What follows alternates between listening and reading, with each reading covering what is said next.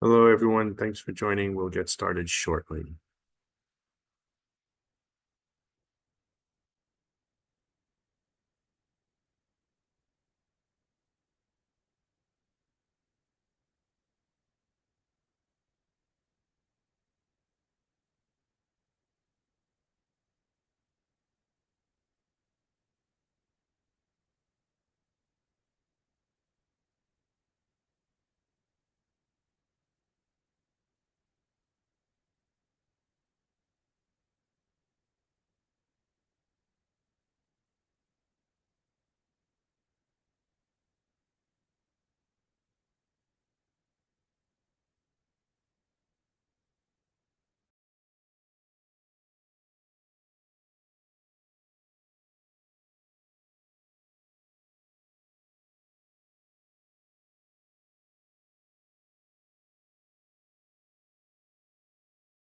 Thanks for joining, everyone. We'll give it another couple of minutes and we'll be started shortly.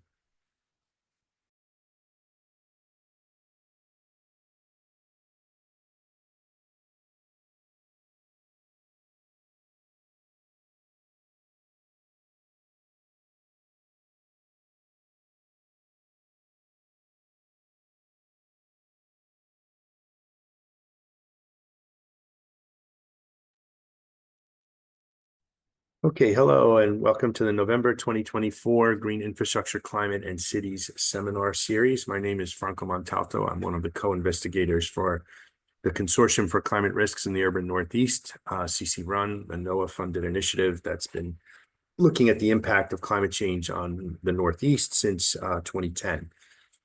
This particular webinar series started in 2014, and we've got on our CC-RUN website all of the previous seminars archived for your perusal. Every seminar is recorded.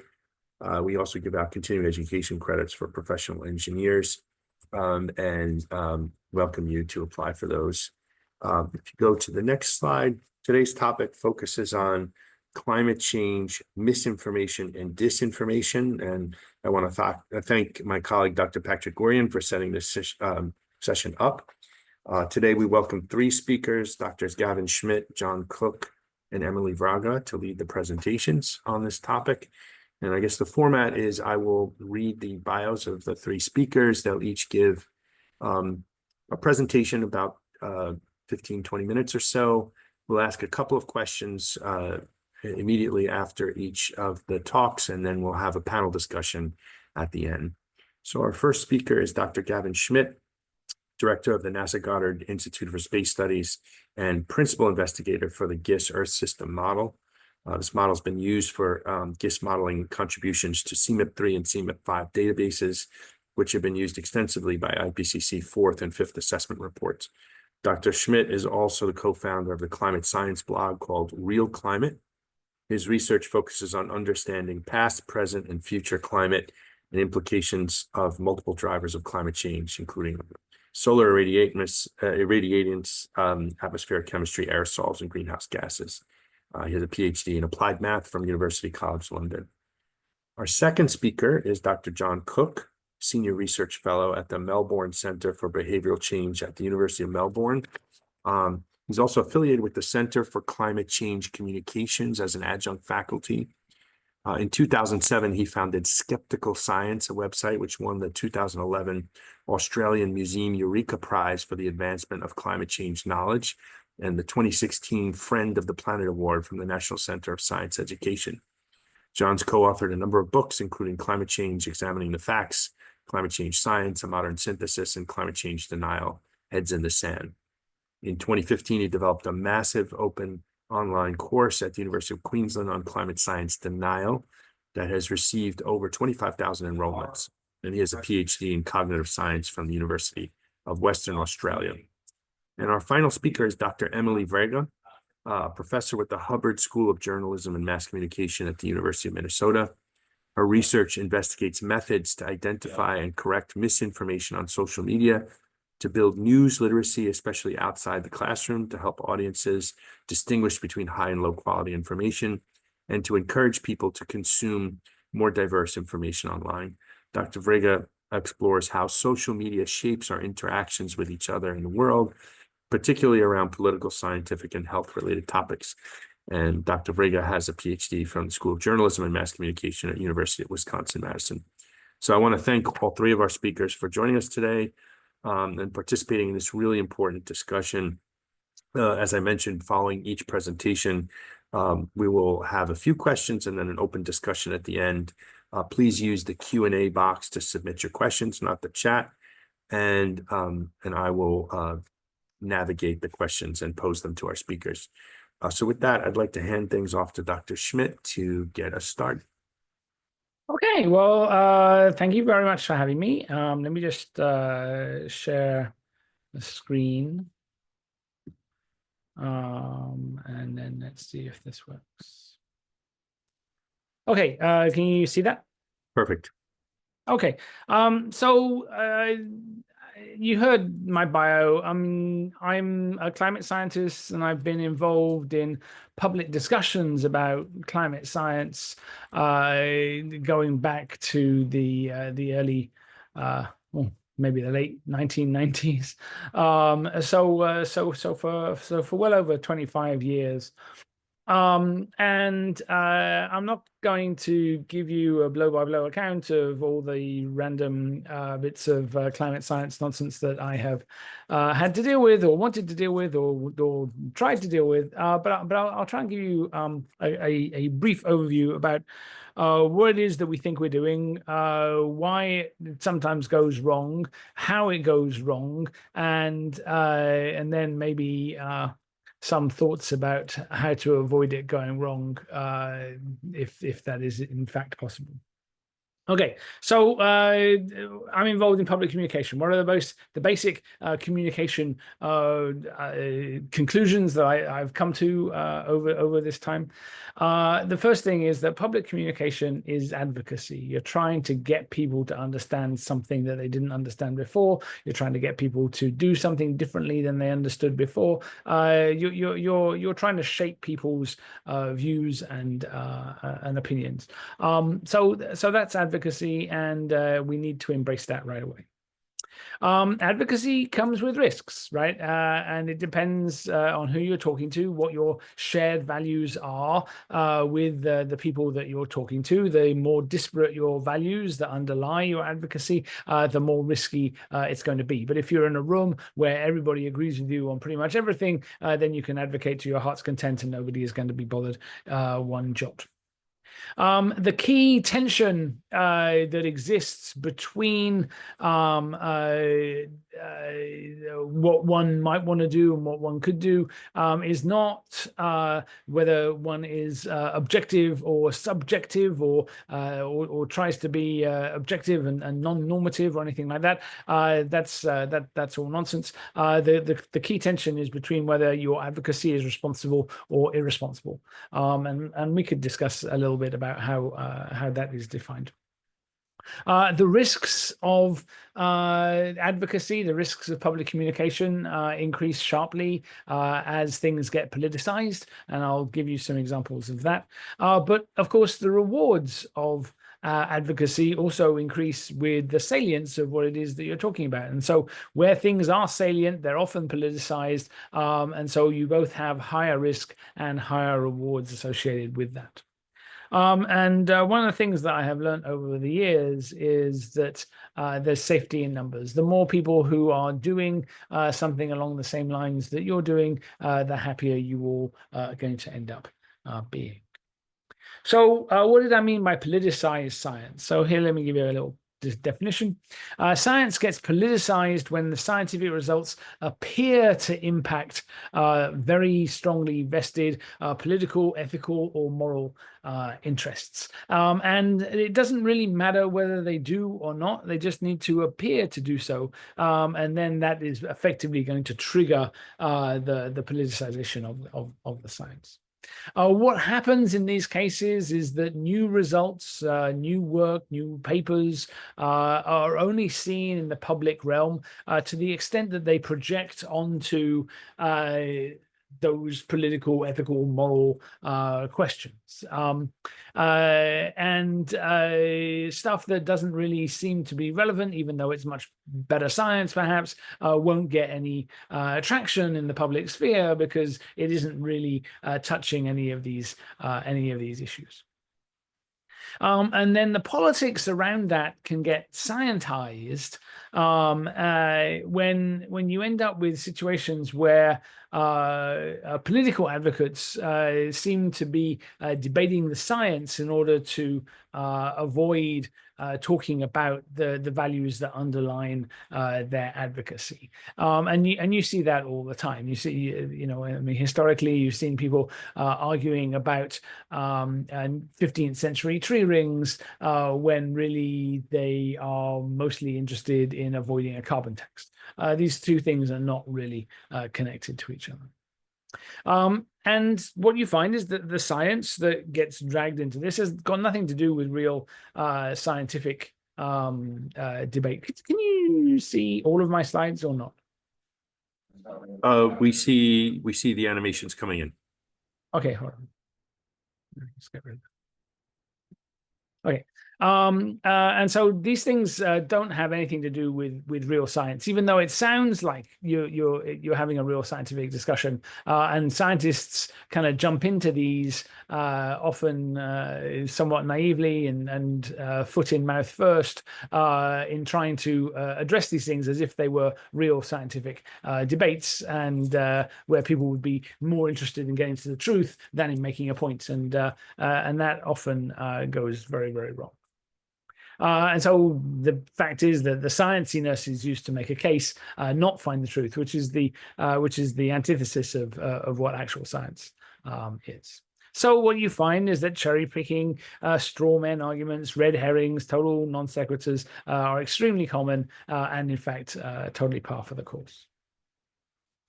So this has two sets of consequences. So there are some good consequences that come from this.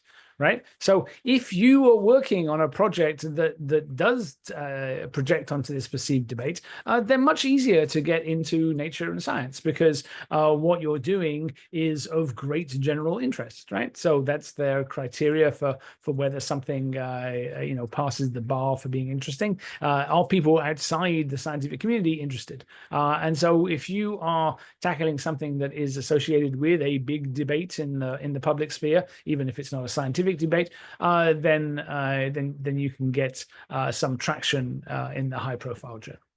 With that comes more media coverage and general interest in your work and in you. That's all very nice. And if you fill a niche in the popular frame, as the sayer of truth to power, the debunker of common myths, then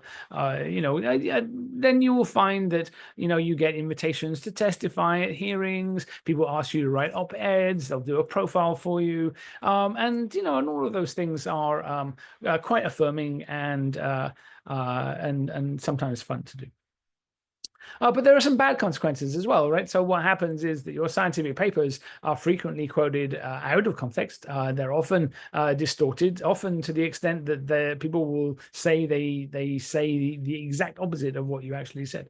And because this is in the political realm, you will find out very quickly that politics is not as nice as science. Now, that's not to say that science is a perfect Eden of interpersonal communications, but politics is very much not that either. And you particularly come under much more public scrutiny, whereas in a scientific realm, people might mostly argue about your ideas. In the political or public realm, it's very much you as a person that is under scrutiny, not so much your ideas.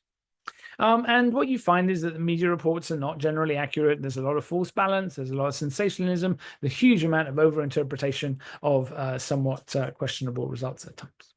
And in fact, what tends to happen is that public understanding of the topic actually decreases because there's a lot of confusion. And what you find is that trust in science as a whole erodes the more this goes on. And this is not by accident. It's kind of a deliberate tactic because the constant debate of irrelevancies hinders serious discussion. And if you want to actually get something done, you actually have to have a serious discussion. But if you're spending all your time talking about 15th century tree rings, then there's no room for anything serious to be discussed. So what kind of arguments get weaponized? And it's basically all kinds of science, right? So good science, generally has a big discussion about what the uncertainty is, the structure uncertainty, the parametric uncertainty, the observational uncertainty, and of course that can easily get twisted to, well, you don't know everything, and therefore you know nothing, and that is. I would say the most common class of misinformation that exists. More in a kind of meta sense, things that appear to impinge on free speech are always more salient than scientific arguments. And so if you criticize somebody, you will find them claiming that they are being suppressed, that their voice is being censored, because criticism is very easily equated to that. And so once you start to get into an argument where people are complaining that they're being suppressed and that their free speech rights are being infringed, then basically the chances of you having a scientific argument about anything are close to zero. And of course, we know that there are unknown unknowns. There are things that we don't know about until they happen sometimes. But then that allows space for any old random idea that's just brand new that nobody has really looked into, and that's going to be the solution to everything that's going on, because it's an untested idea. Then there's nothing to push back against it, and if somebody claims, oh well, that solves all the problems, you're just kind of left spluttering. And you often find people who feel that they're hearing something for the first time, gets twisted into, oh, everybody must have been hiding this fact from you for this entire time, and therefore they can't be trusted. You therefore must trust me instead. And so these have got nothing to do with climate per se. They have nothing to do with radiator forcing or tree rings or climate models or anything like that. But they are the kinds of things that get weaponized every time. And what you see is that it doesn't really matter what the topic is. The same things happen. Right, so I'll give you, I put this table together in, I think, May 2020, because what I was seeing with the discussion around COVID had so many parallels to the discussion around climate that it was like uncanny. There were all these commonplace tropes, some irrelevant commonplace that's new to somebody, like that water vapor is the most important greenhouse gas. Suddenly people were saying, oh my God, thousands of people die from flu every year, like as if nobody knew that. You had emeritus Nobel Prize winning scientists with their thoughts based on no information whatsoever. You have domain experts who are far more fond of their status in the debate than they are of their reputation, totally trashing their reputations, and that's two cases there.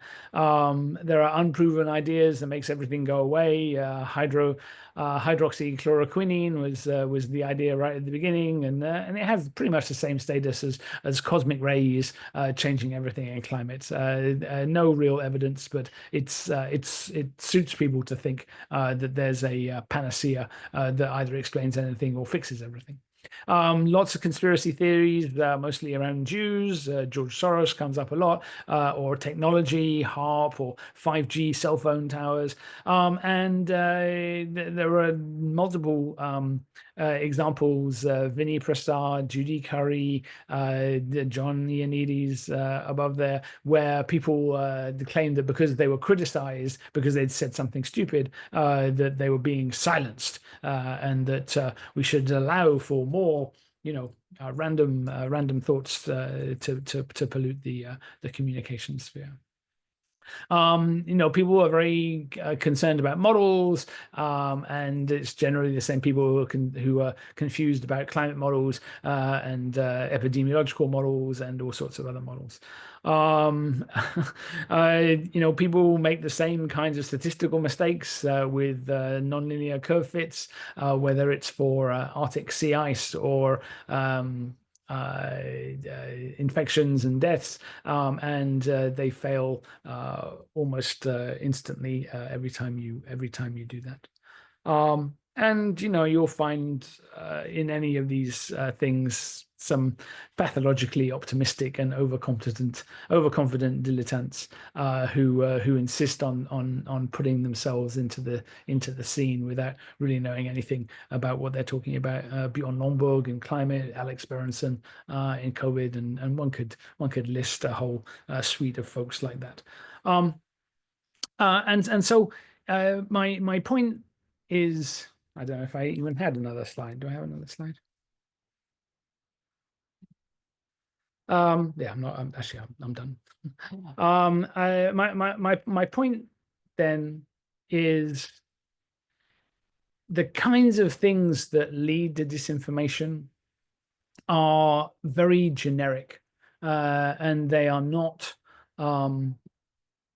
They are not specific about the science. The science is kind of irrelevant. The same kinds of arguments will be found in any contested scientific area. And you can recognize these arguments quite quickly, and you can try and take the meta role to try and combat them, as opposed to digging into the details of 15th century tree rings or the like. Anyway, thank you. Thanks, Gavin. That was really provocative. I don't see any questions in the Q&A, but I have a question as we sort of transition over to the next speaker. So I was intrigued by the politicized science and the scienticized politics. And I mean, my question is, do you ever see a situation where engaging in scientized politics can be constructive? If you're interacting with somebody who's not a scientist, who is aware of sort of the political forces, is there a situation where you found that can have a constructive outcome? Only if there are other people watching. So if you're engaged in like a tit for tat with with some of these folks, you're not going to change their mind. They didn't come to these decisions by looking at the science and working out what it is they wanted. They're mostly driven by aversion to solutions rather than understanding of the science. So you're not going to change their mind. But if there are people listening, there are things. Go ahead. Sorry, that was mine. Okay. But if there are other people watching, then these things can appear to be sensible, and like you realize that they're not, but they appear to be sensible. And sometimes you can reach in and pull something interesting out of that, and then use that to riff on the nature of attribution or the nature of models, and that is useful to somebody listening. But it isn't. But you're not. But you're talking to them. You're not talking to the person who you're interacting with in a nominal sense. Interesting. And there's a question here. Do you see a trend in these communication hurdles over the past decades? In other words, have things gotten more political or more fraught, so to speak, or has it always been that way in your career? Yeah. So climate has shifted in over time in how salient it is at any particular moment. At the time of the Kyoto Protocol, it was quite salient, and so you had an uptick in nonsense. But now we have a lot more kind of facts on the ground in terms of changing climate, and so the folks who are now solution averse aren't so much arguing about the science, but they're more arguing about attribution or extreme events or things right at the tails that are more noisy and harder to deal with. And so yes, I mean there is a shift over time in terms of the things, but like all of the old things keep coming up, right? I mean, like I haven't seen a new argument in climate denial for, I don't know, maybe a decade.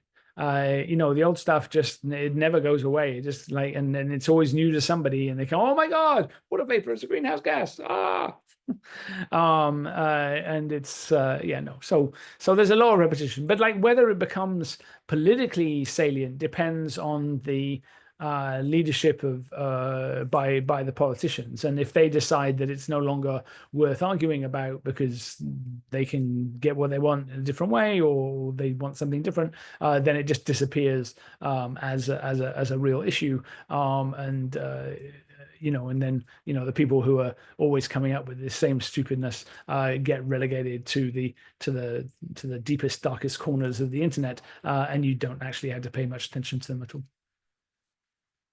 Very interesting. Okay, I guess we will. Thanks for that, and please join us again at the for the final roundtable. And I guess with that, we'll shift over to Dr. Cook. John, if you don't mind sharing your screen, you're up. Thanks very much. You can see my slides, okay? Perfect. Great. Okay. Yeah, Gavin's a hard act to follow, but a lot of the points I'm going to make resonate with what he was talking about, and yeah, I really enjoyed that presentation, Gavin. Thanks for that. I'm going to talk about some of the research that I've been doing for the last decade and a half on detecting climate misinformation. The first half of that period was about manually doing it, humans detecting climate misinformation. But over the last couple of years, we've actually been working on automatic detection of misinformation, and I find that we found that the two are very interconnected. So I'm going to start by talking about a paper that we published, I think it was 21, a couple of years ago, where we trained an AI model to detect and categorize climate misinformation. And the reason why we were able to do this was something that Gavin just mentioned, the fact that climate misinformation arguments just keep coming around and around. So because we know what the arguments will be, we can train a model to detect those same arguments when they come around again in the future. And so the first step we had to do to train a model to detect climate misinformation was first build a taxonomy of different climate arguments. And we built this taxonomy trying to cover all the different arguments that you might encounter in climate misinformation. And ultimately, we found that there were 5 main categories of climate misinformation.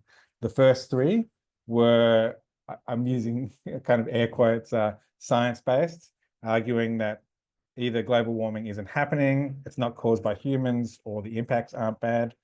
The 4th category is attacking or casting doubt on climate solutions, whether it be climate policies or renewable energy. And the 5th category is attacking climate science itself. And I think that the 3 types of attacks on climate science, either attacking the science itself, for example, attacking climate models, attacking people, as in attacking scientists, or just conspiracy theories about climate change. Those are the 3 types of attacks. And again, I think Gavin has a lot of personal experience with those, as do I. Once we had trained our model to detect and categorize these different classes of climate misinformation, we then put 2 decades worth of content into our model to build a history of climate misinformation. The data we scraped, one of the sources was conservative think tank websites, because we found that was a very prolific source of climate misinformation, and easily scrapable as well off the web. And once we had built our history of climate misinformation, a couple of patterns really jumped out at us.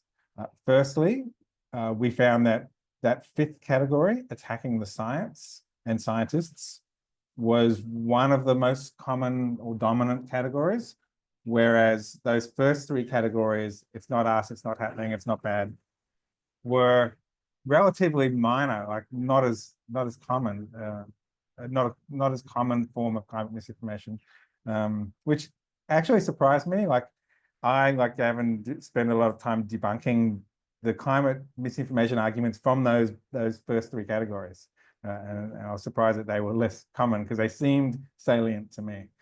But the biggest trend that really jumped out at us from this data was the transition from science-based arguments to attacking solutions.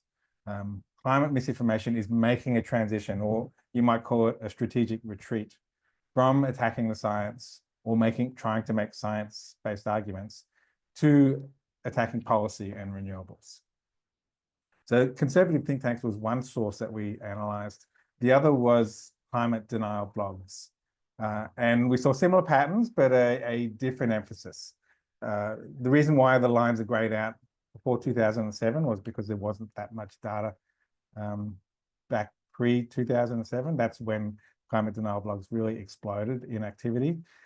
But we found that the main difference between this and conservative think tank websites was an even greater emphasis on attacking science. So it really dwarfed all the other categories.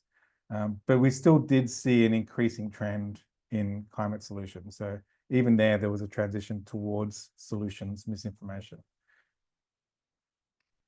Now, just this year, earlier this year, we published a paper where we also scraped millions of tweets about climate change and fed those into our misinformation model as well, in order to build a picture of what climate misinformation looks like on Twitter.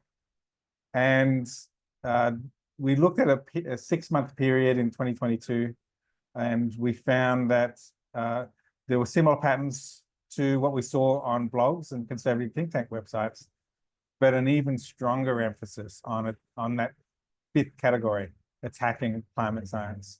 So we saw that 40% of misinformation tweets were the attacking people, 5.2 ad hominem attacks against scientists, and another 20% of climate misinformation tweets were conspiracy theories.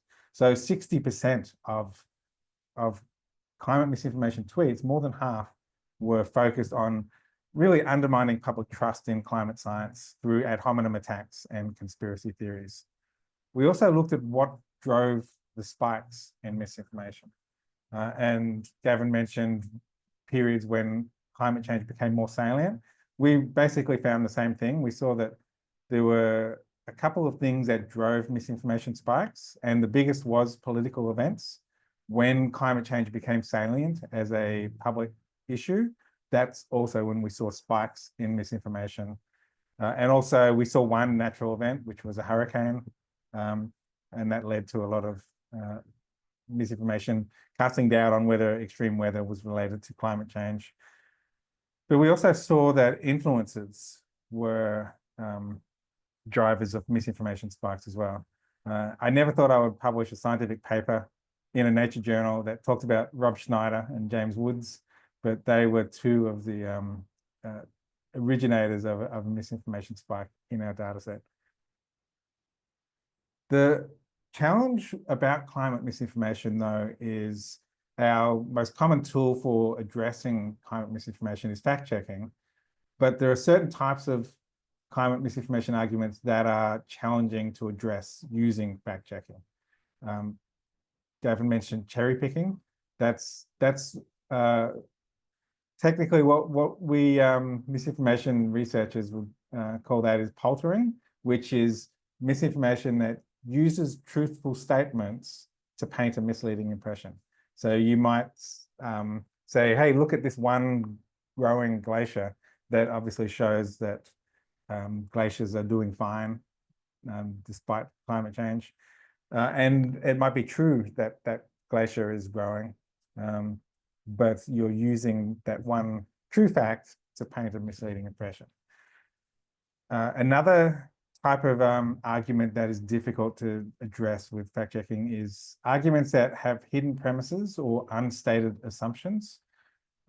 And I'll get into that with a more tangible example shortly, but it is hard to fact check something when they're not explicitly making the full argument, and therefore it's tough to really get to what is the fallacious part of their claim. Lastly, policy arguments can often be more difficult to fact check than science topics, because policy is often nuanced or it involves values, and it's just a more difficult terrain for fact checkers. So what I've been working on in my research, and just really my psychological research has pulled me more and more into this direction, is taking a logic-based or a technique-based approach, looking at the techniques used in misinformation, and as a way to understand how misinformation misleads. So I refer to it mostly as logic checking, as a complementary approach to fact checking. And by logic checking, I just mean identifying the presence of either misleading rhetorical techniques or logical fallacies in arguments. And the power of this approach is that it can address some of those misleading arguments and misinformation that fact-checking struggle with, such as paltering or cherry-picking arguments with hidden premises and complex policy arguments. Not always, it's not the magic bullet, but it's a complementary approach or an extra tool that we can use. The other advantage of the logic-based approach is logical, and I really, probably my favorite slide in Gavin's presentation was that comparison of COVID, traits of climate misinformation and COVID misinformation. I found the same thing just at the logical fallacy and technique level. You see all the same fallacies in climate misinformation as you see in other topics such as COVID, vaccines, and really any topic. The same fallacies will come up. So when you learn to spot fallacies in one area, you can spot them in other areas as well. And that really leads to, I think, another powerful benefit of this logic-based approach, which is in terms of interventions or communication approaches to try to counter misinformation, the logic-based approach has been shown in a number of experiments. Some of them I've done with Emily. We've published research on this that shows that the logic-based approach can be quite powerful as well, quite effective, and works across topics. And so by identifying the fallacies in misinformation, that provides a lot of support to actually developing solutions and interventions. So I want to just explain how you would do this, how you might logic check a claim to see whether it's potentially misleading. And we published the paper in 2018 now, myself and two critical thinking philosophers from the University of Queensland, where we developed a way to deconstruct misinformation or potential misinformation to see whether it contained reasoning fallacies. And the paper's open access. You can read it via that URL above, but also there's a 3-minute video on YouTube where it kind of explains the basics of it as well. So you can check out that URL in the top right corner there. What we did in this paper was we developed a step-by-step approach to deconstructing misinformation in order to identify any reasoning fallacies. And this is a simplified version of the flowchart. And this might seem quite technical, but it's actually quite a useful and practical tool for just cutting to whether a misinforming argument is misleading and how it misleads. Probably the easiest way to explain it is to give an example. So let me give the example of the argument that climate is changing now because climate has always been changing.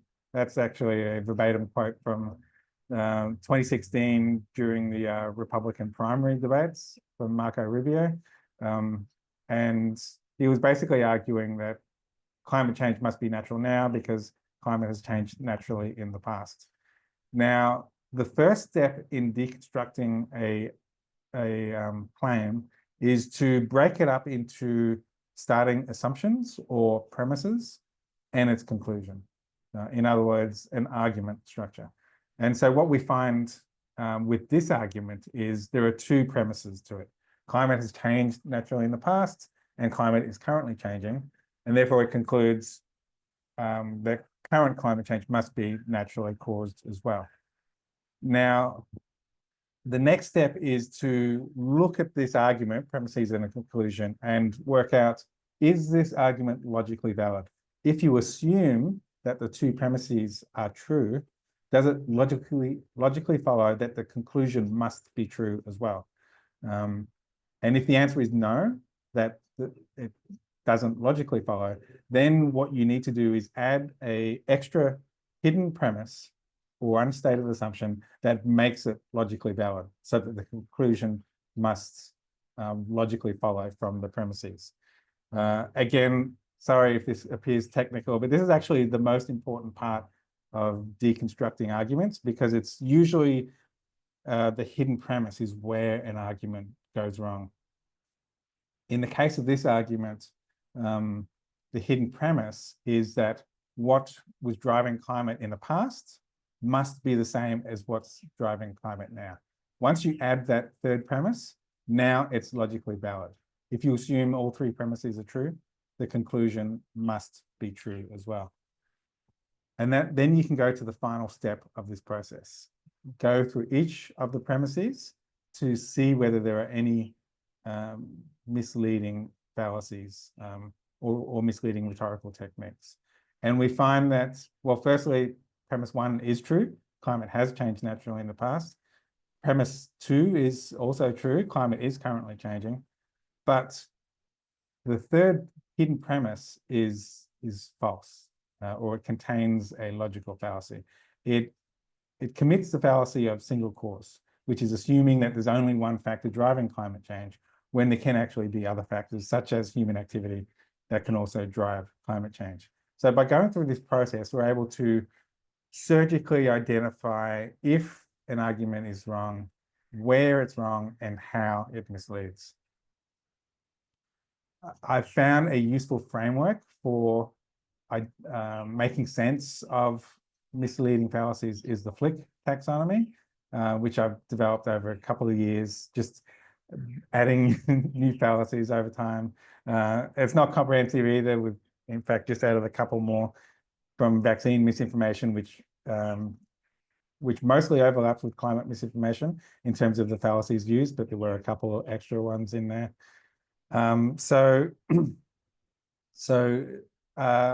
What we've done more recently, and I need to go a little quicker because I'm running out of time, but more recently, we took that taxonomy of climate arguments that I showed at the beginning of my presentation, and we went through every single claim in that taxonomy and deconstructed it using the critical thinking deconstruction approach.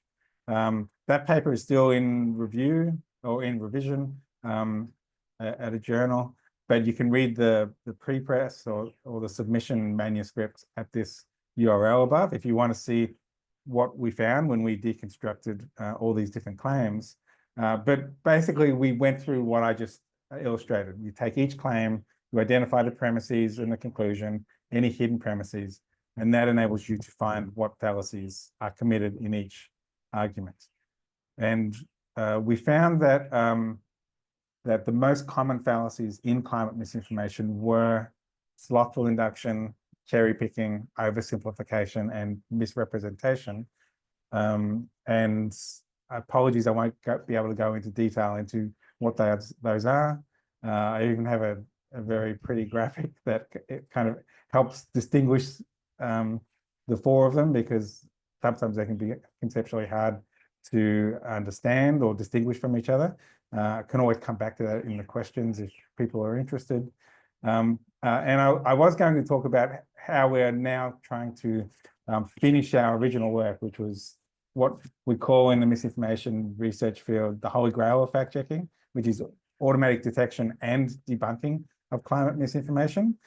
But I'll only just go to my final slide, which is to say that the guiding principle of our automatic debunking of misinformation is the psychological research, which provides a lot of recommendations for the most effective ways to debunk misinformation. And what the psychological literature recommends is you use a truth sandwich, which is you basically surround the myth with facts. And you also explain the fallacy that the misinformation uses. But I think I will hand it over to Emily, who to speak after me, who can go into those principles in much greater detail. Happy to answer any questions if we still have time. Yeah, we have plenty of time, John. If you want to tell us what slothful induction is, since that was the number one in your chart, that would be great to hear about. Yeah, so so cherry picking and slothful induction are similar, and it's what both of them are doing is coming to a conclusion without considering all the evidence. But the slight difference between the two is that cherry picking actively highlights certain pieces of evidence, such as like a growing glacier or a short period of time, saying like sea levels haven't risen in 2 years or global temperature hasn't changed over the last 7 years. So it's putting the attention on some carefully selected evidence to make a misleading conclusion, whereas slothful induction doesn't focus on the evidence, but just ignores that it really ignores the body of evidence, making arguments such as, well, there's no evidence we're causing global warming, when there is actually a lot of evidence. But it's really just making an argument from ignorance. Thanks for that. Let me get my camera back on. Sorry, having some trouble here. Okay. Yeah, this is great. Thanks so much. This is a great presentation. I want to channel a few questions that we've gotten. I noticed your number one in some of those early charts, excuse or misinformation was that solutions won't work. And there's a question in the Q&A about, do you notice that an argument that even if it works for me, nobody else is going to do it, and therefore we shouldn't believe that this is a real solution? This kind of do you have a term for that kind of a comment? Yeah, so that's that comes up under 4.3. It's too hard, which is arguments like even if, and also 4.2, like policies are ineffective. Arguments such as even if our country does climate action and uses this policy or that policy, there's no point because the rest of the world aren't going to do it, or China emits so much CO2, or arguments along those lines. And those types of arguments are a good example of where logic checking can help, because those type of arguments tend to use the fallacy of impossible expectations, arguing that if this one policy doesn't solve everything, then there's no point to doing it. It's kind of the policy version of what Gavin mentioned. If you don't know everything, you know nothing. And an analogy of that type of logic is standing on the road and a truck's coming towards you, and you argue, well, if the first step doesn't get me out of the way of the truck, then there's no point making it. That's putting an impossible expectation on that first step. You have to make that first step before you can make all the other steps towards solving the problem. So the sort of negative position that collaboration is impossible, right? That we'll never coordinate globally to make these things happen. That's under the rubric of too hard. Yes. Yeah, saying that it's politically too difficult, or you won't get global cooperation, or the public don't support climate action, or don't agree with climate science. Yeah, they all come under that 4.3 too hard category. Yeah, and I'm just curious if you could give us a little bit of a historical perspective of when science began to be viewed as unreliable in the climate arena, and is it parallel with sort of folks disputing science in other domains, or And what do you think, channeling one of the questions here, what do you think one of the main reasons are that that there's this kind of misinformation or misgivings about science? I'll answer the second question first. And again, this was something Gavin alluded to. Aversion to solutions is one of the driving forces behind people being dismissive of climate change. So they don't like the solutions or some of the proposed solutions to climate change. Therefore, they deny there's a problem in the first place that needs solving. And I think that leads to the answer to your first question, because really, I think that society was at a crossroads in the early 1990s when climate policy was really being seriously discussed for the first time. And conservative think tanks, which was, this was the group that we studied in our first paper, they had really a crossroads. They could either develop and suggest conservative solutions to climate change, or they could pour their energy into casting doubt on the science of climate change. And if they had gone with let's come up with a conservative solution, I think that the whole issue would have evolved quite differently. But tragically, they instead decided to pour their energy into casting doubt on climate change and generating misinformation. And my own research has found that climate misinformation has a polarizing effect. People respond to it differently. And so we see that this steady pouring of climate misinformation into the public domain over decades has had a polarizing effect. And so public data, like public polling, has found that people on the political left and right have been getting further and further apart on their views about climate change over time, over a period of decades. And it has gotten more and more polarized over time, which then, to the point where now political affiliation or our social identity is the biggest driver or predictor of our climate attitudes. And just to clarify, are you making that statement sort of globally, or does it tend to be worse in places like the United States or elsewhere? It's a good question. It varies across countries. The polarization is the greatest in the US. This country coming second is Australia. So between you and I, we represent the two countries with the highest levels of polarization, and it's almost like daylight third, and then the rest of the world. So certainly the polarization is greater in these two countries, which is both discouraging, but also I guess if you're a glass half full type person, you could take from that being polarized about climate change isn't hardwired into the human brain. We don't have to be that way, and a lot of the world isn't that way, and it was engineered in those, and it's worse in these two countries. Thanks. And one last question about social media in particular. I mean, there's someone asking, are we at the mercy of big tech? As we sort of encounter disinformation or misinformation on social media, do you have thoughts about how social media might clean up its act, or do we all sort of on our own to sort of self-police what we're ingesting? Yeah, I don't think there's one solution. The issue is so big and ubiquitous that we need to have a range of solutions. So the work I do tends to be more bottom up. It's about building public resilience to misinformation. But I think we also do need tech tools. That's why we're looking at AI.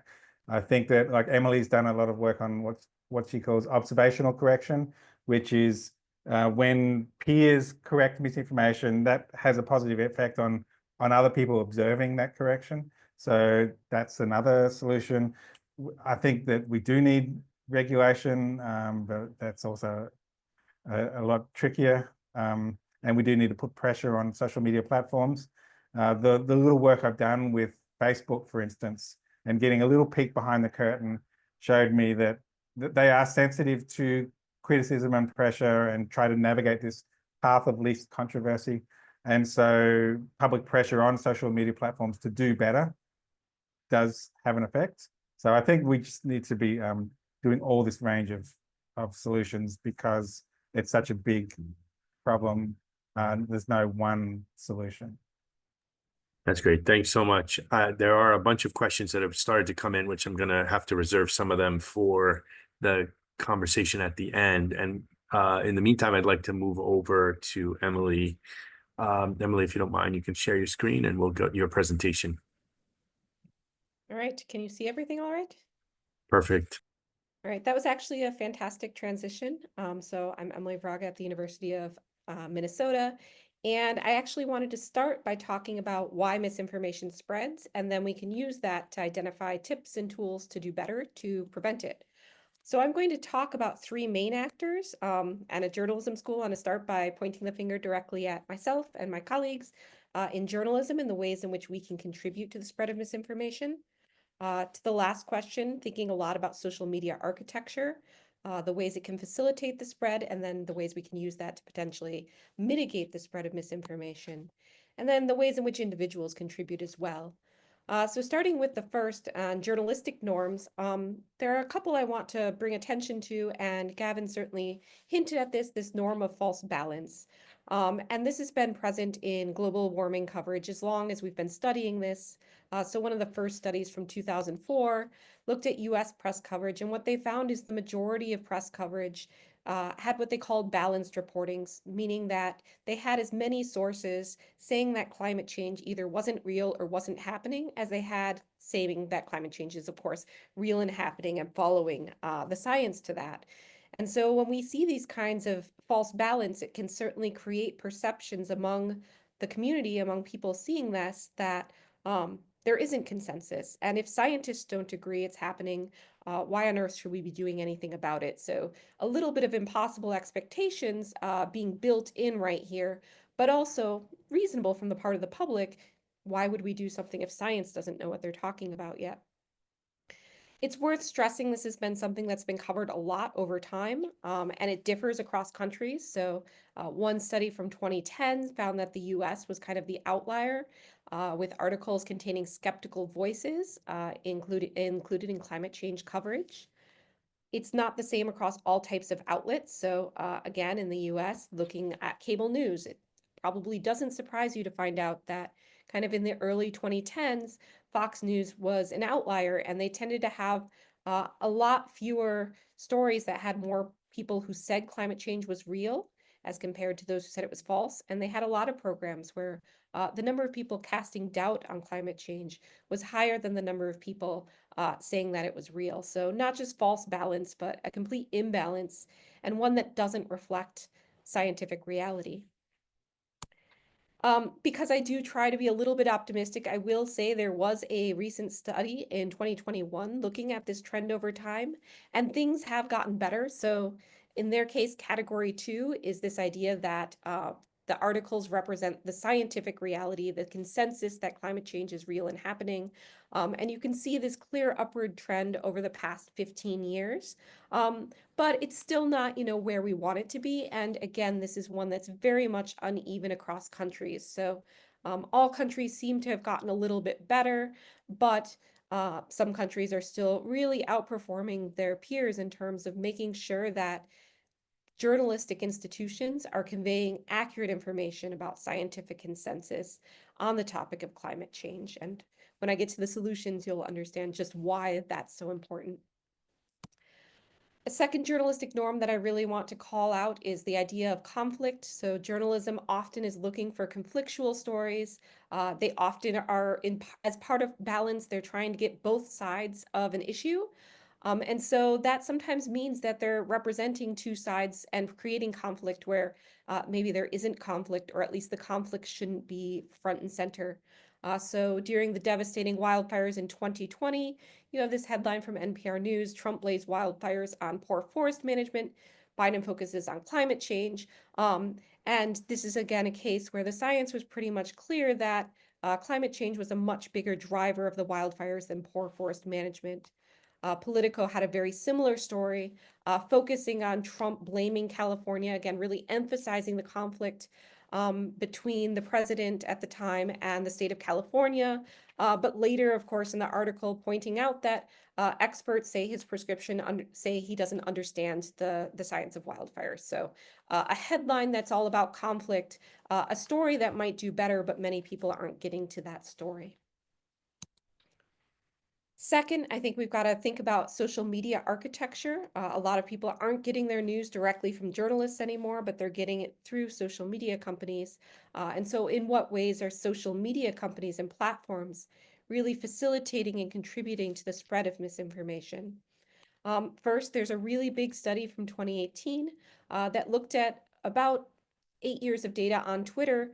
And what their main takeaway is that truth takes 6 times longer to reach 1,500 people as compared to misinformation. And misinformation is 70% more likely to be retweeted. And that's huge, right? Like if you have these same 2 stories or different narratives, one of which is true and one of which is false, the false ones tending to reach a lot more people a lot more quickly. And they pointed out that misinformation tends to be highly emotional and highly novel. And of course it is, right? Like if you're tied to science, there's always something new, but the trends don't change all that much. What we know about climate change today is a little bit incrementally more than we knew yesterday. But the unknown can be made up, can be coming straight out of someone's head. No one's heard it before because it's completely patently false. But that sort of thing is what's getting traction on social media. Another big problem with social media is looking at kind of where people are getting their information.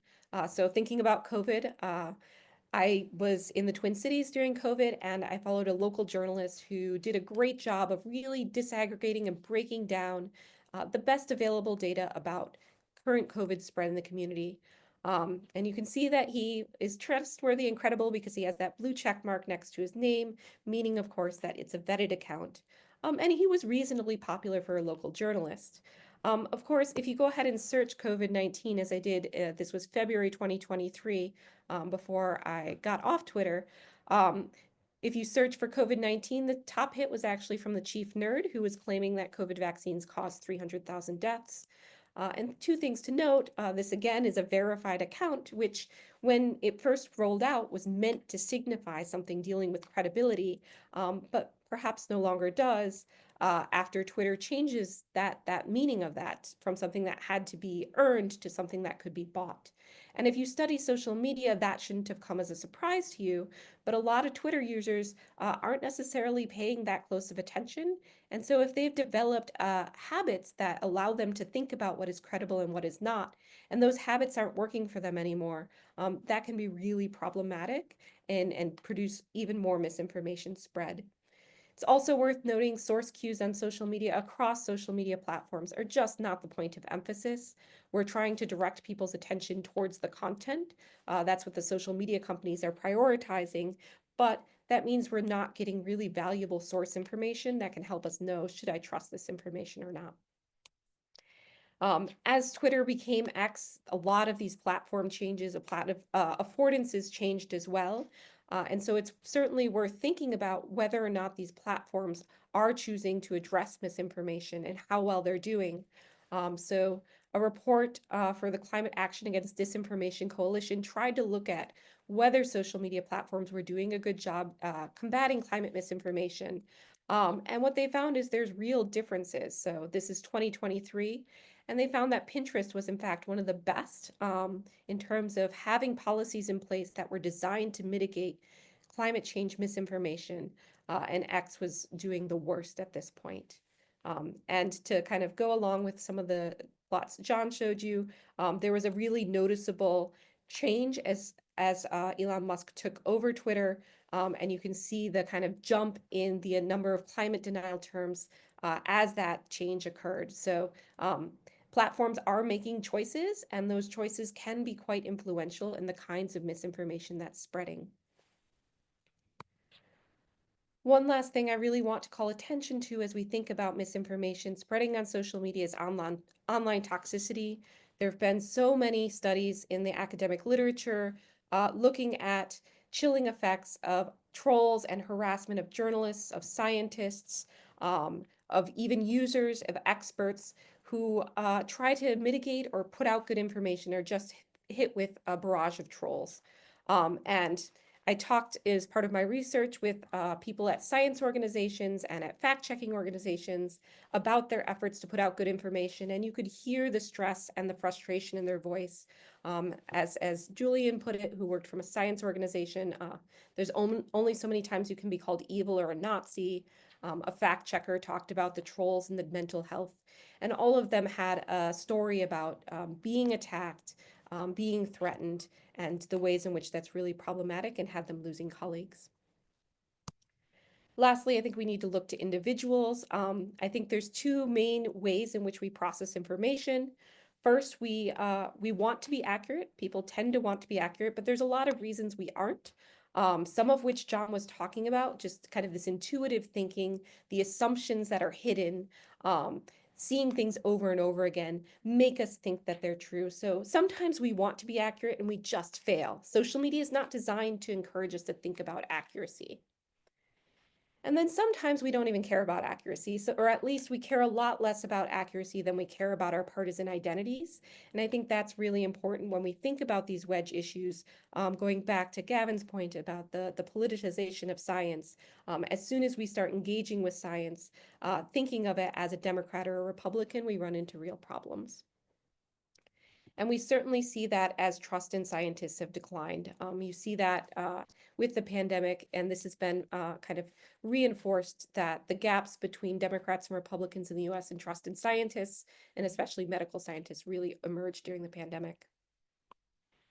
Lastly, I'm going to stress that I was talking about misinformation, kind of just accidental misinformation, but disinformation actors, people who know what's true and what's false, but are spreading something that's misleading, that is false for some kind of gain, whether it's political or financial, are a huge driving force and taking advantage of these mechanisms to be very strategic in spreading their message.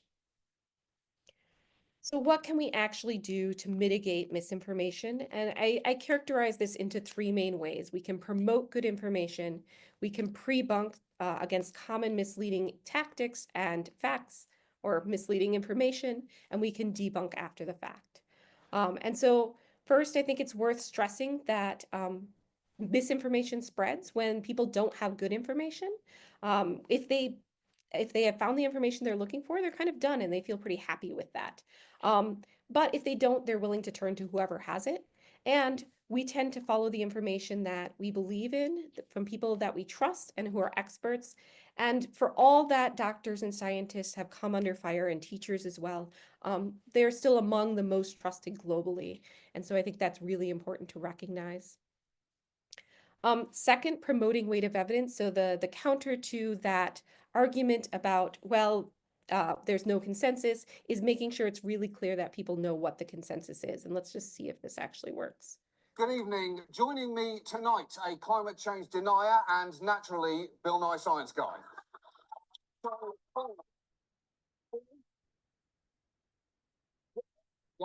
Humans are causing climate change. No, wait.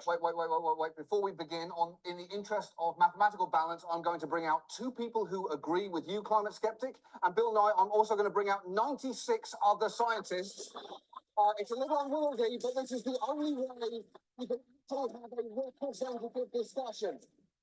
So yeah, please file in. Again, this is going to make the debate difficult. We shouldn't really be having it in the first place. But so. Representationally, climate skeptic, please make a case against climate change. Well, I just don't think all the science is in yet. It's settled. Okay, and what is the overwhelming view of the entire scientific community? Okay, so I love that clip because it showcases so many of the things we already heard about. It's only a minute long, but there have actually been academic studies that suggest seeing this clip helped people recognize the scientific consensus does exist. And that's an important gateway belief because we know that when people recognize that scientists agree on the topic, they're more likely to follow the science, even with the problems of distrust and polarization we've talked about. And then finally, social media isn't a place where people are thinking about accuracy. They're thinking about cute cat videos and their friends. But there have been a lot of studies now, and this is kind of a meta-analysis just prompting people to think about accuracy, either having them sign some kind of commitment or asking them to rate the accuracy of an unrelated post, actually makes people better able to distinguish between true and false information and are less likely to share false information as a result. So kind of reminding people of those norms about accuracy, those goals that they hold, can be really powerful. Next, we have pre-bunking, which is based on the logic of inoculation theory, the idea that if you expose people to a weakened form of misinformation and give them the tools they need to respond to it, when they're later exposed to the misinformation in the real world, they are better equipped to respond to that. And so we warn people about it and we give them the tactics, the tools, and the tips that they need. You already heard from John about Flick, but rhetorical pre-bunking is one way in which this happens. If you teach people about common misleading tactics, when they see them later, they're better able to recognize them and resist them.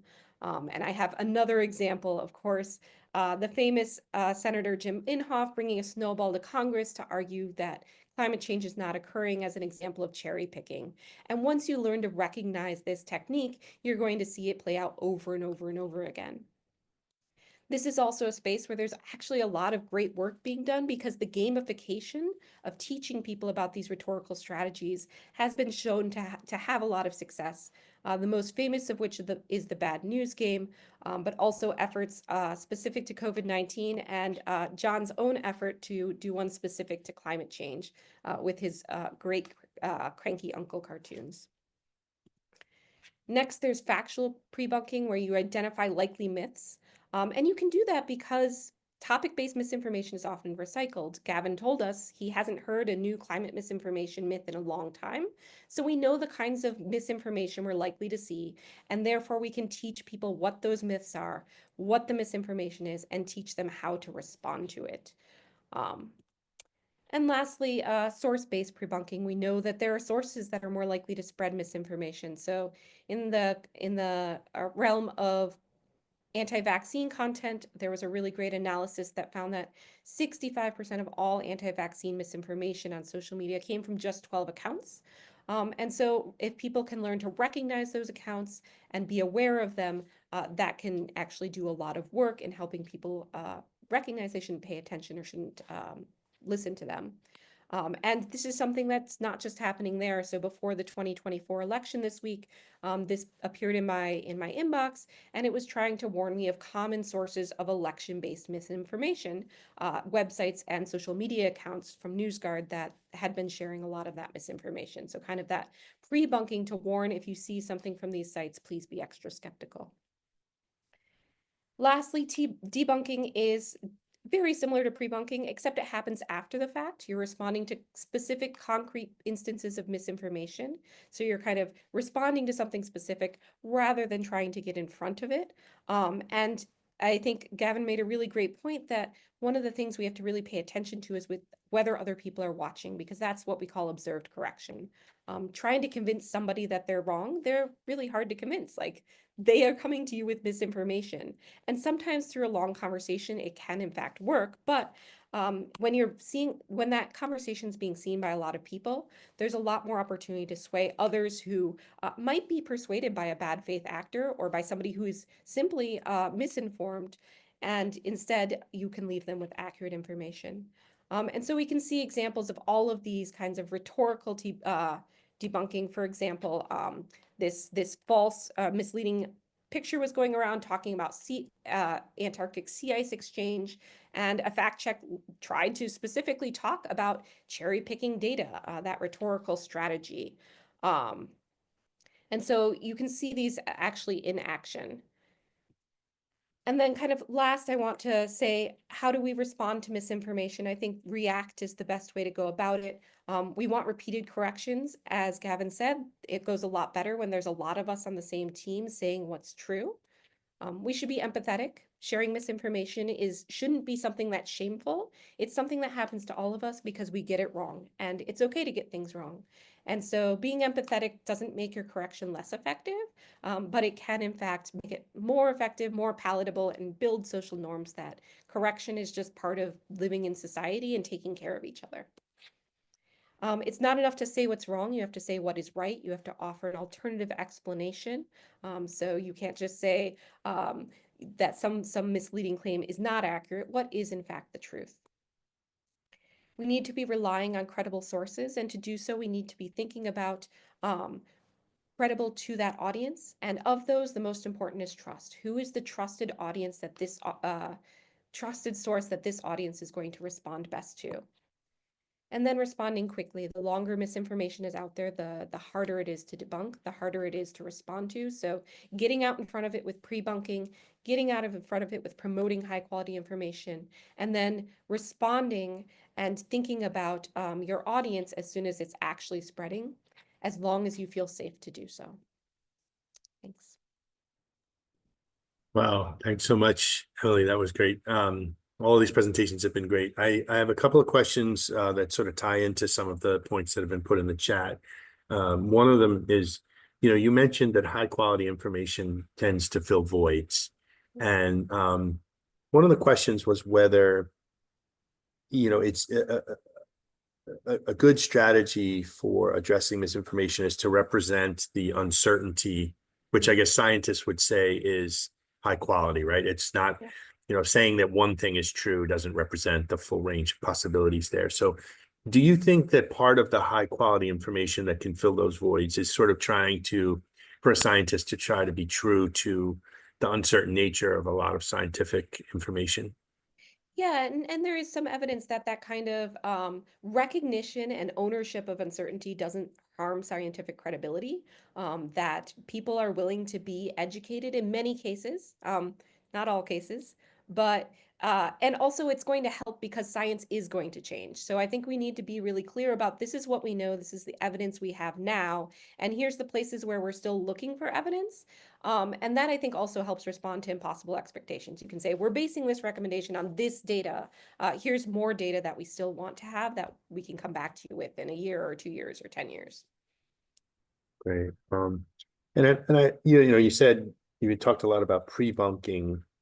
And so a question is, so who should be doing this pre-bunking, especially given, I think what was said at one point today about, how we tend to live in certain social media spaces, for example, and you mentioned trust, as being key. So if there are folks in a space that tends to promote disinformation or misinformation, who's doing the debunking in that space? I mean, is it, and how is the trust engendered? And I know just, in my own neighborhood, there's a social media group that folks of a certain persuasion tend to participate in. And I tried to infiltrate to talk about certain things and was quickly discovered and booted out.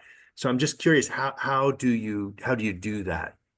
That How do is you- the toughest part because you do need allies who are going to help you do this work. You cannot kind of, as you put it, infiltrate some of these spaces. You have to build up credibility and you have to build up trust with your audience members. Especially when things are polarizing, you're going to need somebody from your own side, right? Like Republican misinformation is best debunked by Republicans. Democratic misinformation is best debunked by Democrats. When it comes to climate change, I think we can think beyond partisanship and think about other trusted sources of information, whether it's your local weather newscaster, whether it's your pastor or whoever's in your church, whether it's somebody, a neighbor who you do trust, because even though they're a scientist, they're your neighbor first. So I think we're going to have to be creative, but I do think we're going to need to look for allies to help us with this work. Yeah, and you mentioned political affiliation, and there was another question there about, I don't know if the trends of disinformation, if you can generalize about more disinformation in specific political groups, or is it the extremes on different sides, or is there anything you can say about that? In the case of climate misinformation, I think John's graph was pretty clear that a lot of it is in the US coming more from the strong conservative side, and that is certainly reflected in the platforms of the two major political parties. Our president-elect Trump has made it clear that climate change is not going to be a priority for him, that he's skeptical of a lot of the solutions, whereas The Democratic nominee was certainly much more clear about a commitment to climate mitigation policies. So it is in the US much more concentrated on the right now. Right. And, you know, on this point that you made earlier in your presentation about journalistic balance, and sort of the interest of certain journalisms to giving equal airtime to both sides of an issue. Yep. Is it that in some cases that let's just say an outlandish statement is being covered in a news article, how do they distinguish between, you know, what this person is saying and the fact that the person is saying it? And is that part of the problem in some of the journalistic treatment of climate, is that, you know, if Trump is saying something that is, you know, clearly not true, but the fact that he's saying it as a politician is the point that the journalist wants to call attention to. In the process, they're then spreading perhaps misinformation. How do you address that? That is a huge challenge. Anything that President-elect Trump says is newsworthy because he's going to have a lot of power in just a couple of months. And so his views, whether based in scientific evidence or not, are by definition newsworthy. I think a couple challenges with that, or a second challenge with that, is leaving aside the politics. As newsrooms shrink, we've gone from having specialized beat reporters who really understand science to often much more generalist journalists who maybe don't understand the science that well and aren't always able to know just the credibility of one journal versus another, the credibility of one scientist versus another. So I think that's a second kind of economic challenge that makes that kind of reporting even harder. With that said, I think you can report on when politicians present evidence or present ideas that are out of line with the science. You can be very clear in saying that in your headline rather than burying it 5 paragraphs down where people aren't going to see. And a last sort of focus question for you, actually, this is from me. I mean, you said truth takes 6 times longer to reach 1,500 people than mistruth. Why is that? What that's mysterious to me. Why is that exactly? So I think there's several things. One, it tends to be a lot more emotional, right? Like science wants to be rational and fact-based. Misinformation is not bound by any of that. And so it can be like super exciting or make you really angry or make you really sad or make you really scared. And so that's the kind of things that we're hardwired to pay attention to. Same with novelty. It's new because no one's ever said it before because it's false, but like people are like, ooh, I should share this. And one other point related to that, there was a really fascinating study done. And a lot of people like sharing things that are accurate, but the other thing they care about are things that are interesting if true. So they're sharing it thinking, ooh, this would be really interesting if it were true. So there's like a grain of skepticism at the start. But what happens anyway is people still spread it because it is novel, it is interesting. It's just fake. No. Great. So I guess what I'd like to do now is to move to get all 3 of the speakers back on and to have a more general sort of conversation with all of you about some of the outstanding questions that are there. And I know some of the speakers have been handling some of the questions, so thank you for that. But just on this last point, we were just talking about, you know, about I think what you were saying is that the emotionality of disinformation can tend to spread more virally than the sort of deliberate discourse that goes with sort of explaining the real complexity of things. But what about flipping that upside down? You know, given that climate change is such an existential risk, is there a situation where any of you would say that the emotionality is actually you know, I mean, climate anxiety is it's a feeling that people are feeling, so we need to talk about that. But there's also an urgency with which we need to act that many would say is not appreciated. So, you know, marketing folks might talk about, you know, making an emotional case to sell something. If we're trying to sell climate action, is there a case to be made for where the emotional side of the communication is actually useful? That's a question to all of you. Well, let me address that. I mean, like science doesn't have to be boring. Like we're not scientists because it's boring. Like we're scientists because it's exciting, it's interesting.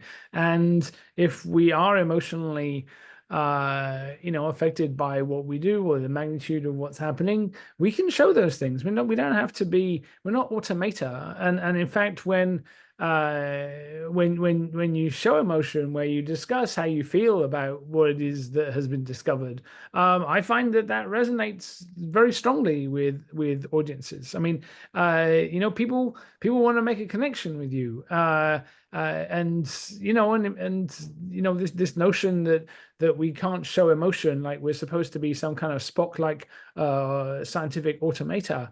That's just bizarre. That's not how actual connections get made. Now, I mean, that isn't to say you should be like screaming or or like bursting into tears at the smallest thing. I mean, these things are always calibrated, but where it's appropriate, I've found it.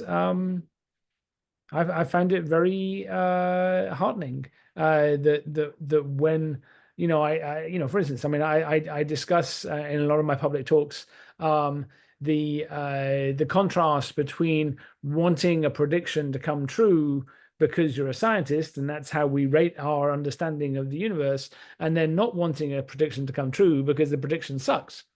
And there's a real tension there, and it's a tension that I feel quite personally, and sometimes that can resonate and be emotional, and people don't have any problem with that.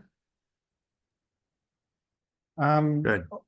Just on a psychological research lens on that question, so there are different emotions that people can feel in response to climate change, such as anxiety, even depression, but also anger. And what the research has found is that anger in response to like climate change can be one of the most activating emotions. So whereas depression can be deactivating or paralyzing. And so there are things that, they anger me certainly, but a lot of people, such as misinformation and being deceived, and also the lack of climate action and industry just trying to make as much money as they can at the expense of the future safety of our planet and the world we hand over to our children. So I think that keeping in mind that kind of research can guide how we might talk about the issue. So I totally echo what Gavin said about being approachable and excited about what you do. I think that works really well in these kinds of settings, in talks. I don't think that works as well on social media. I think it's really easy to get taken out of context, which we care about, but the misinformation, disinformation people might not. And then to echo John's point, anger does tend to be motivating. If we are doing anything with fear, I think the really important thing to stress is fear on its own is a complete demotivator. People just want to curl up and hide. Fear plus efficacy, giving people, here's what you can be afraid, but here's what you can do, can be empowering. So if you're saying climate change is really scary, that's not going to work. But climate change is really scary, but you can do this one simple thing and it will help this much. That kind of emotional message might resonate and help produce change. Thanks to all of you for that. There was a question here about what counts as a news source, and a question about, there was a lot of mention of think tanks, for example. And so many people have opted now to get their information not from traditional news outlets, but from social media, from various blogs, etc. What do we do about that? I mean, on the one hand, a lot of people say, I've heard people say, well, you need to get, especially because there's been a degradation in the quality of news that you get from the main outlets. They're sensational. You need to get a wide variety of sources of information. But yet, I think all of the presentations kind of pointed out that some of those can be real pitfalls, and you can really fall into a trap. So what does one do? Do you trust? I mean, obviously, an average person who's not scientifically inclined but cares about the science is still not going to go find a peer-reviewed journal article and read enough of them to get a firm sort of grasp of the range of opinions. So what does a reasonable person do in today's day and age and to get solid information?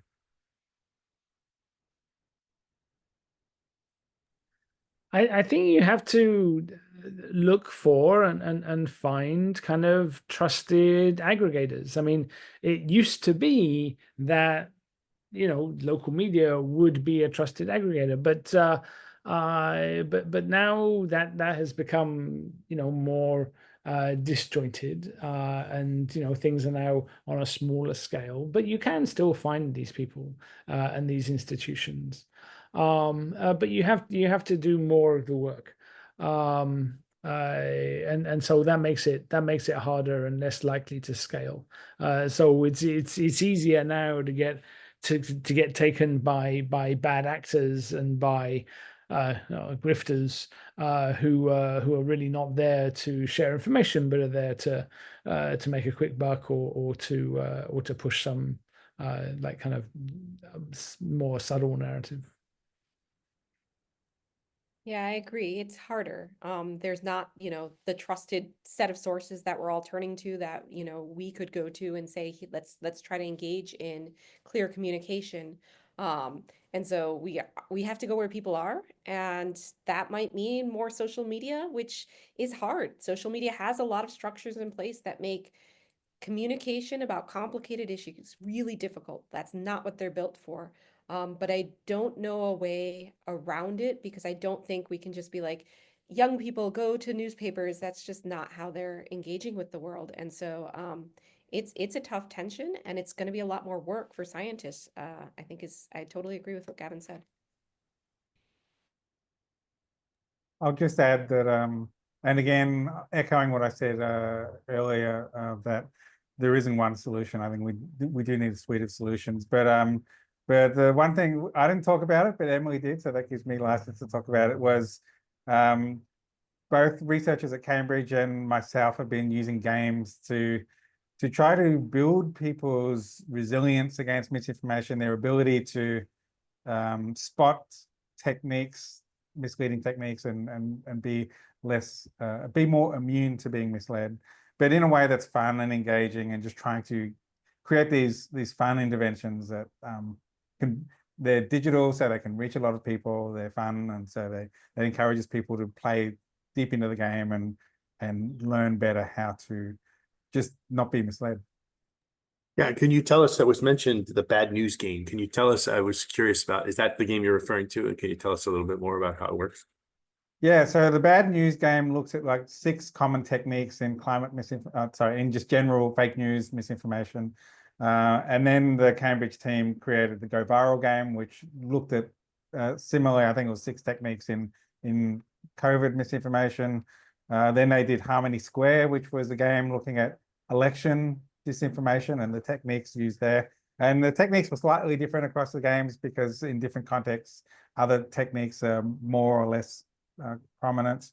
And then more recently, myself and some colleagues developed the Cranky Uncle game, which is more focused on climate misinformation and really going through the Flick taxonomy and going through all the different techniques used there. And then in collaboration with UNICEF, we developed the Cranky Uncle vaccine version, which similarly went through the Flick techniques, but just the top 10 fallacies used in vaccine misinformation. But all of them are very similar in approach. It's about using humor and gameplay to engage people and teach them the techniques of misinformation, using the approach, which I now have learned is called rhetorical pre-bunking, which I actually like that term. I've been calling it logic-based inoculation, but that sounds really egghead. Rhetorical pre-bunking sounds better. I might switch to that. So there's an interesting question here about the individual is saying that that many avoid social media to avoid stress, and you know, there was a discussion here about how, you know, emotions can tend to spread disinformation. But if you're, I mean, Gavin, you were talking about these aggregators, but I mean, social media gives you access to a whole lot of information. Is there, is it helpful to avoid social media to kind of distill the more factual information out, or is there sort of a silver lining in social media? Is there some how do you appropriately use social media, I guess, is the sort of crux of the question. Well, as Emily mentioned, different platforms have different levels of protection, different kind of community standards that are, more or less like what you want. And so, Twitter, frankly, has become totally unusable because of because they now put to the top the people who are paying to have their message heard, and they're often extremely annoying, and so it's very hard to have a conversation with people because it's always being interrupted by people who just want to shout at you and cause problems. So Twitter has basically become unusable as an interactive platform. Facebook has always been a little bit crap because it's Facebook. Pinterest and Tumblr have their own things, so it's easier to kind of connect with things there.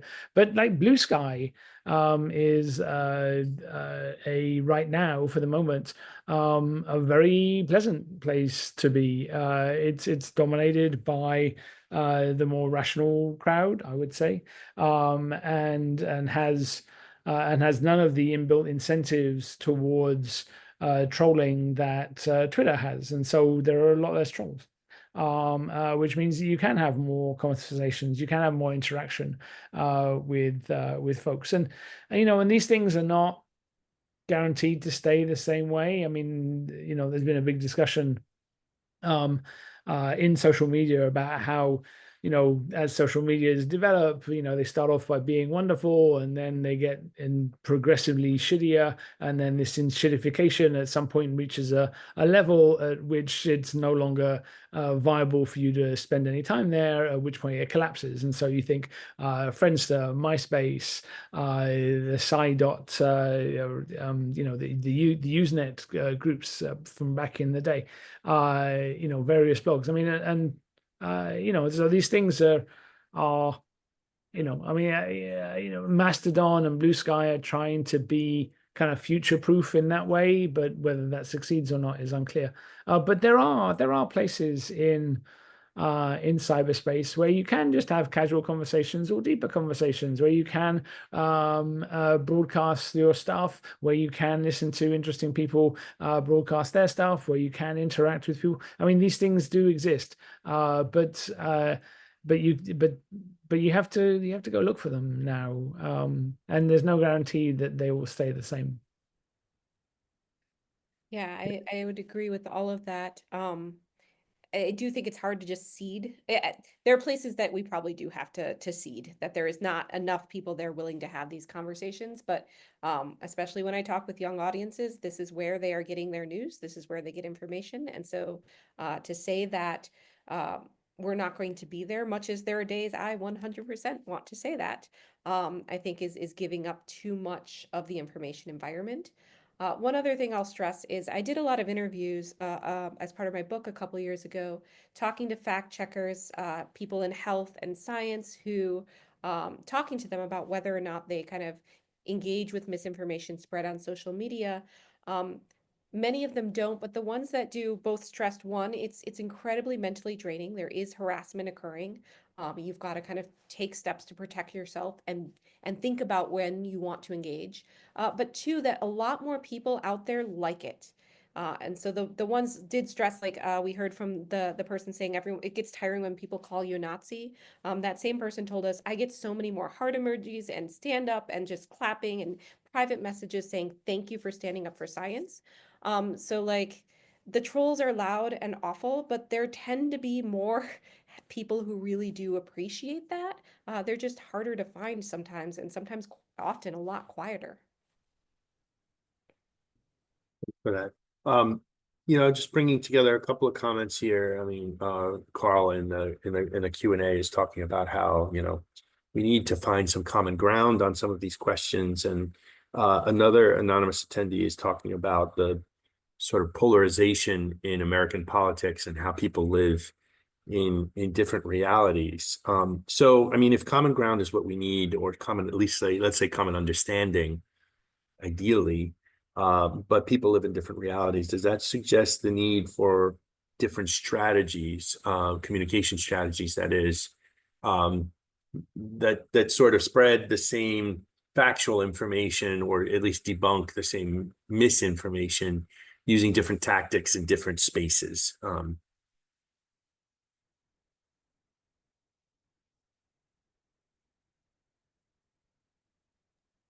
mean, I think your message has to be adapted to your audience. And so if you're guided by science, but the way in which you're presenting it differs, like I wouldn't give the same talk to high schoolers or to kids as I do to scientists, to my undergrads versus my grad students. And I think that we can use some of that same best practices in communication. So yeah, it's totally appropriate to change your message to match your audience, as long as it's still based in science. Yeah, I mean, the first rule of communication is know your audience. I mean, like, it's not yeah, the notion that one style fits all is that's a fallacy in and of itself. And yeah, I agree with both points. But I will also say that one of the reasons why my research increasingly focused on rhetorical pre-bunking is because one of our earliest experiments found that when you explain the techniques of misinformation, that misinformation no longer was effective across the political spectrum. So we took from that whether people are conservative or liberal, nobody likes being misled. There's also an aversion to being misled, which is bipartisan. So that got us excited about this rhetorical approach and digging deeper into it. And then, in fact, doing research with Emily, we found that it was also, the rhetorical approach was also sometimes more effective than the fact-based approach, in that sometimes facts can be cancelled out by misinformation. But if you explain depending on the context, sometimes it does, sometimes it doesn't. But the rhetorical approach is more robust, no matter how people, no matter what the context is. So the fact that it works across topics, the fact that it depolarizes what is polarizing misinformation, and works whether people are conservative or liberal. Again, doesn't mean that it's the magic bullet, but it's quite a powerful tool, and that's why we've paid a lot of research attention to this approach. Yeah, and just to echo what you're saying, John, and it's so many domains. So I think Gavin's first point of like looking at the misinformation in climate change versus vaccines, so similar. The tactics that you've identified are ones that we've seen in smoking, anti-smoking, against people who are trying to say smoking causes cancer. We're going to see it again for vaping. Like, we are just going to keep seeing these same tactics. So the facts of the different topics are going to change, but the tactics are often really similar. There's a new question that just came in about, just sort of the economic premises of social media, that, really it's about getting people's eyes in terms of marketing, in front of sponsors, et cetera. So it's a sort of capitalist social media ecosystem. So if that's what it is there a chance of stopping the misinformation, or is it always going to be, is there always going to be this temptation to sensationalize what's being said, or to promote controversy, to get more viewers, to get more, I guess it's the sort of critique, that it's sort of a systemic problem that we can't address through more enlightened communication principles. What would you say about that?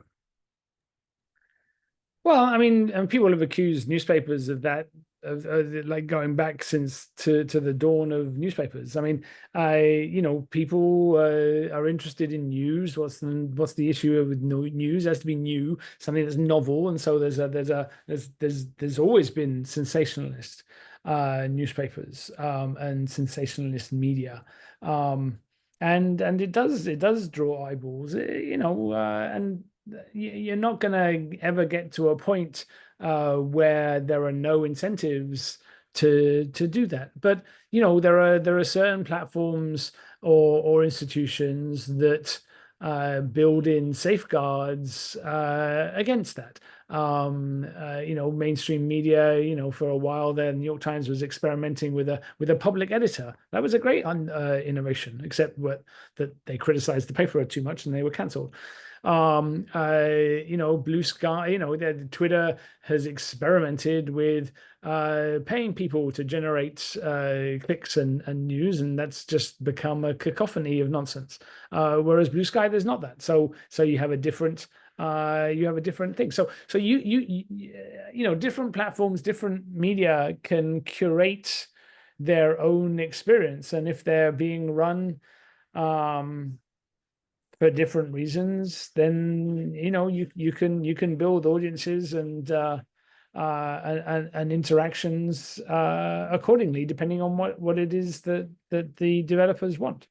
But lots of people want lots of different things, and so there's some people that want people to laugh at their memes and get upset when nobody finds them funny, and then they buy whole platforms just to make sure that everybody can watch their memes. Other people are not like that. I would say yes, and we're never going to solve misinformation.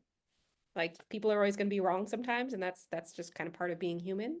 But to talk about a rhetorical pre-bunking, I think it's an impossible expectation to say that it's going to go away, but we can make it better.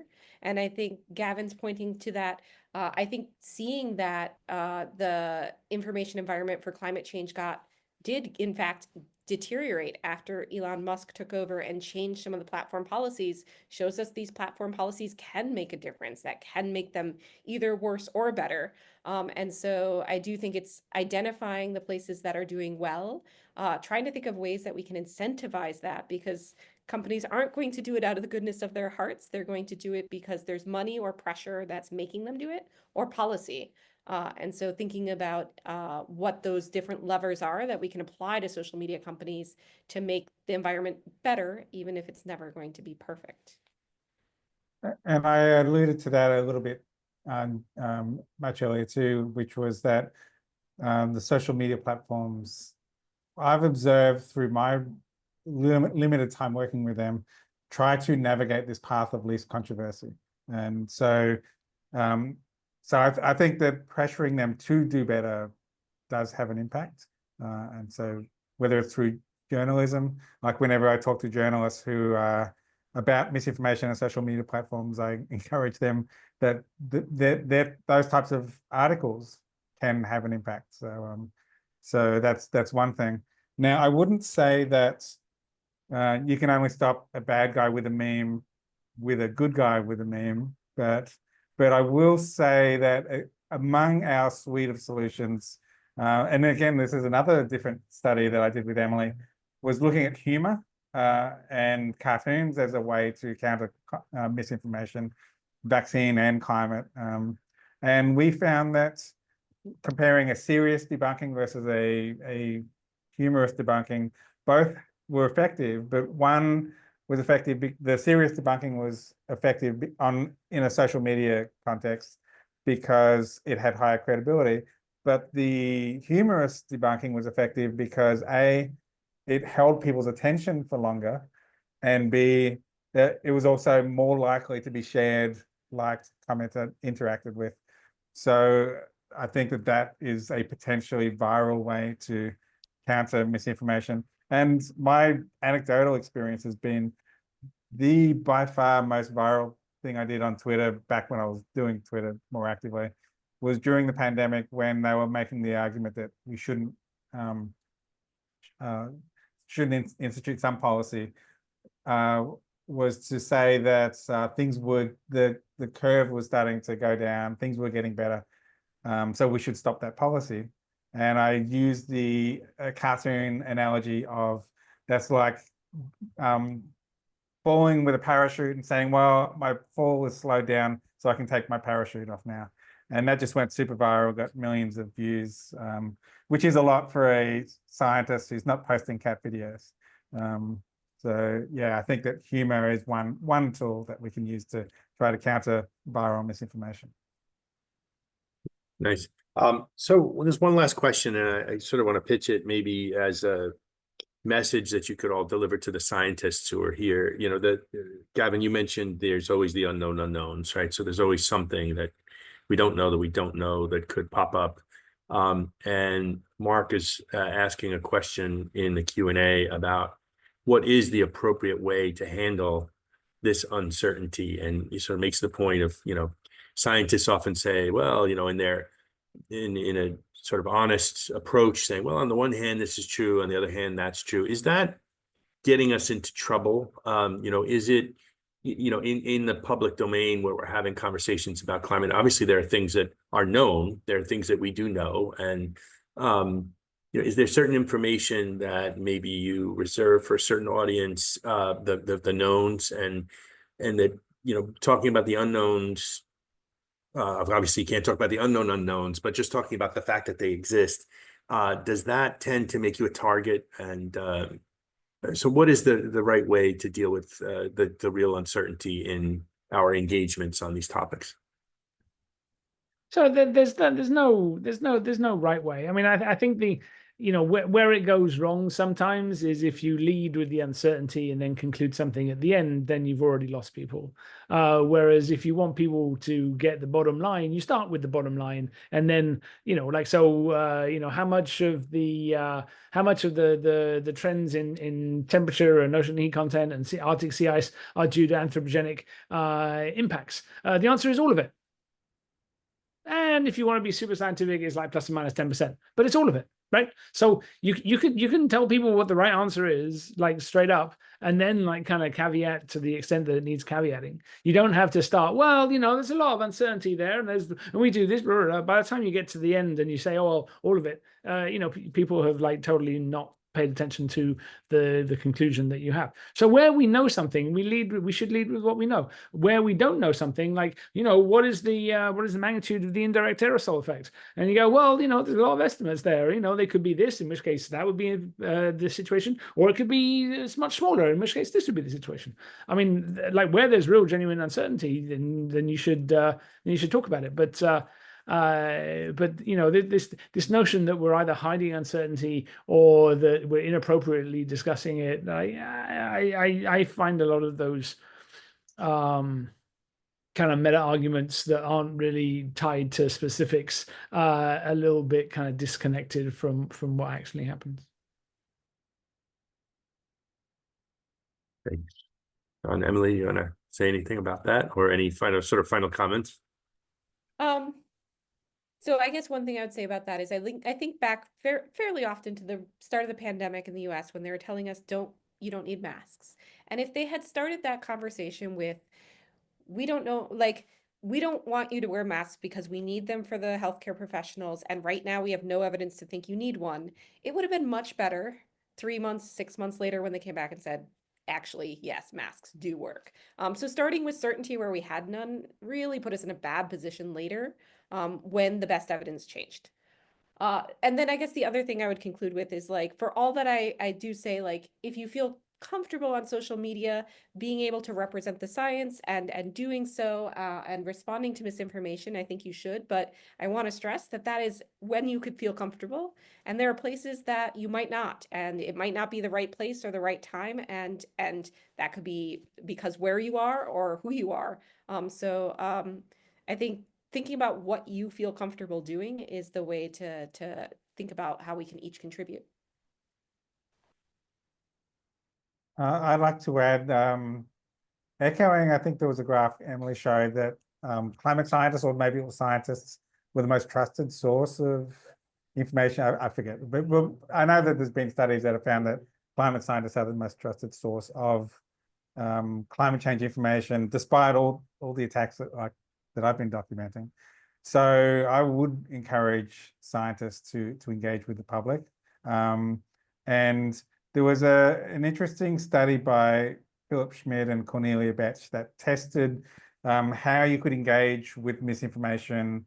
And they actually looked at both that rhetorical approach and the fact-based approach, and they found that both approaches worked, were effective. And they basically concluded, kind of echoing what Emily just said, depending on what your background and expertise is, you take the approach that you're most comfortable with. So if you're a climate scientist, probably lead with the climate facts. You don't have to go into Flick and all the different techniques necessarily, but so I think that, yes, I think it's important that scientists do engage with the public.